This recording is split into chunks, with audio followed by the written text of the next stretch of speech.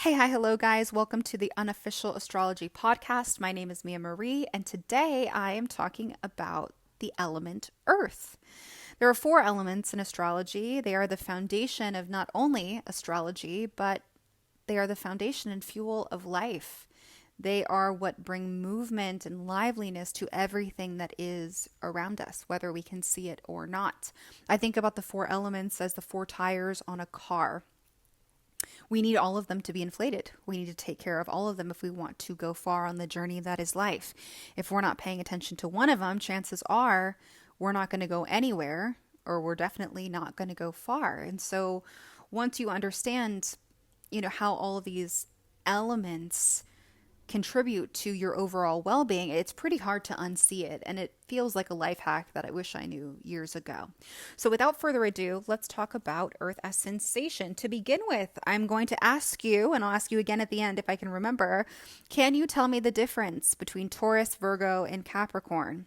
Chances are the first couple sentences out of your mouth, you're going to be describing Earth energy, even though you don't think about it. So my goal for you is that as we move through this podcast, you will be able to identify how the various different ways, the three different ways that Earth energy expresses itself, or the way in which it develops. People separate signs from elements when in actuality, the signs are just stages through which an energy develops and appears.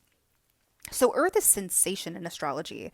Now, whether it's a vision, a dream, or simply a plan that we've written down on a notepad, Earth energy is a part of us that wants to make it real. It represents our ability to create things in the material world. Earth says, if I can't see it, touch it, smell it, taste it, hear it, make it, or measure it, then it's not real, period.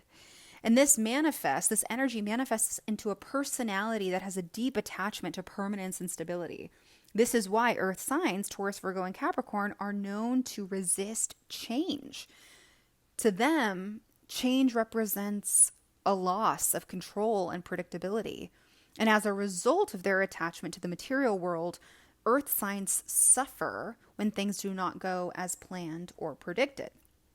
Earth is a negative or receptive energy. Now, when I say the word negative, I don't want you to think that they are Debbie Downers or negative Nancys, although they do have this amazing quality to immediately download all of the things that could go wrong when presented with an opportunity.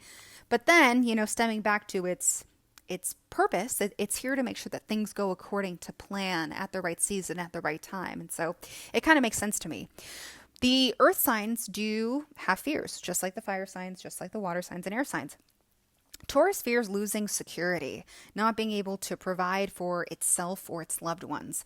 Virgo fears imperfection, flaws, and oversights that could have easily been avoided, which are often just justifiable representations of being a perfectly imperfect human being.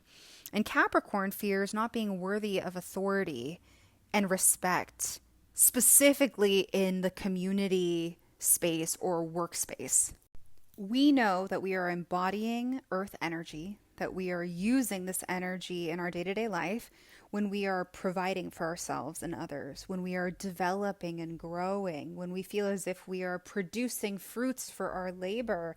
And there is a natural rhythm and flow to our day that we move through with ease. That's not to say that life is easy, but we kind of have a direction, right? We're moving in a way that is predictable and beneficial.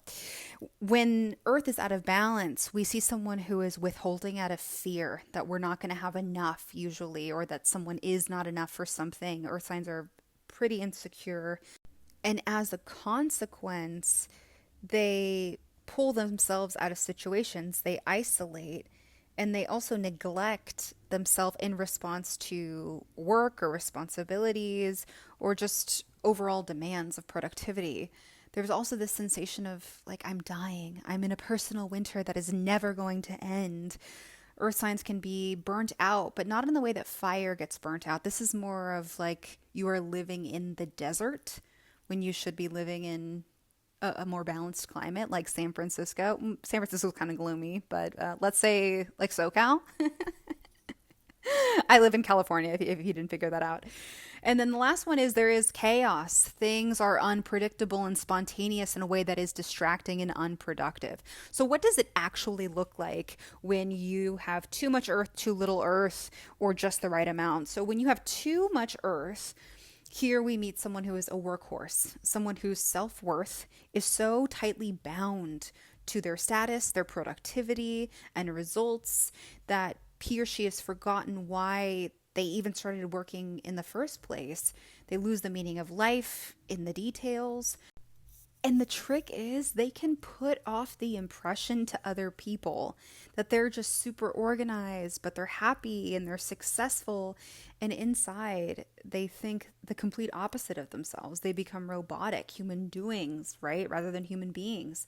They're judgmental of others and silently, ruthlessly critical of themselves. And they're addicted to crisis. That's a key indicator. Someone who has too much earth energy is addicted to crisis. I'm laughing just because it's relatable in so many ways. And the body will absorb the disharmony that this person is creating through either eating too much or not eating enough. When we have too little earth, we see someone who has plenty of ideas and feelings, but there's no action to back it up. They're either swirling in the winds of their intellect or swimming in the ocean of emotions or sitting on all these half-finished projects. There is this notable inability to birth dreams into reality. In a word, these are individuals who are simply ungrounded. Their space is disorganized and chaotic. There is no real regard for established plans or showing up on time or finishing tasks after, of course, the initial excitement and rush wears off. Earth energy is at its best when it meets the needs of the world without ignoring the needs of the self. It can be ambitious and striving, but it doesn't attach its self-worth to its level of productivity because it knows when to stop. And that while life has demands, it also can offer us plenty of opportunities for pleasure and fun. At the beginning of this podcast episode, I told you that there was really no difference between earth energy and earth signs. Each sign just represents a different level of development. So let's talk about that. The starting point for earth energy is Taurus. And Taurus is the urge to enjoy and own things in the physical world. Of all of the earth signs, Taurus is the most focused on immediate gratification for both sensuality and physicality. Now, the thing with Taurus is that it's often trying to, or it's associated with the word value. Now, when you hear the word value, you can think of one of two things. You can think of Sagittarian value, like what does society like? Like what is the philosophy? What are the beliefs by which I operate? And then there's Taurus value. These are people who, and I want you to think about it in no way that is demeaning. I mean, I have a moon in Taurus. Taurus people, or a soul with Taurus placements or energy, parallels a toddler in their terrible two era. These are people who are choosing for themselves what is valuable. They like a blanket, not because of the name brand, not because of how much it costs. They like it because it feels good or because the person who they love gave it to them. And so there is this quality of establishing value from inside, which is a important lesson for earth signs, people who fall prey to measuring their self-worth by what they can do and what they provide. Taurus tries to nip it in the bud from the beginning. I establish value for myself and for the things around me. Now, Virgo wants to capitalize on and critique and improve whatever Taurus has created. Virgo's goal is to dedicate itself to a skill set and provide a service that both purifies and enhances the world. Virgo is like, okay, cool. Taurus decided that it needed a garden to feed its family. How do I replicate that process on a bigger scale? Like, what systems do we need to use? And it starts analyzing what Taurus is doing, and then it creates something that can feed a community or another family, a neighboring family, the neighborhood.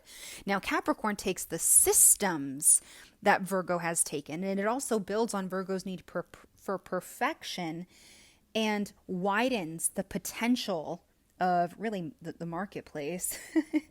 But it widens its reach to encompass the universe, the collective. Capricorn thinks big picture. It strives to control and perfect the material world by employing only the best and most efficient systems. So Again, I ask you, is there a difference between earth signs and the earth element? Can you tell me the difference between Taurus, Virgo, and Capricorn? I hope you can.